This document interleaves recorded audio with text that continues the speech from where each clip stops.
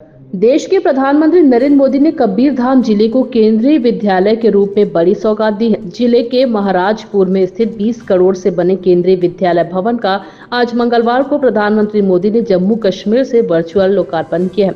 इस अवसर पर सांसद संतोष पांडे, जिला पंचायत अध्यक्ष सुशीला भट्ट, कलेक्टर और जिला पंचायत सीईओ के अलावा भारी संख्या में छात्र छात्राएं मौजूद रहे।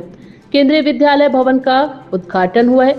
सांसद संतोष पांडे ने इस सौगात के लिए देश के प्रधानमंत्री नरेंद्र मोदी का आभार जताया। उन्होंने कहा, कबीरधाम जिले में लंबे समय से स्टेडियम भवन में केंद्रीय विद्यालय संचालित हो रहा था। अब प्रधानमंत्री मोदी और केंद्रीय शिक्षा मंत्री के प्रयास से जिले को 20.56 करोड़ की लागत से सर्व सुविधा युक्त केंद्रीय विद्यालय भवन के रूप में बड़ी सौगात मिली है।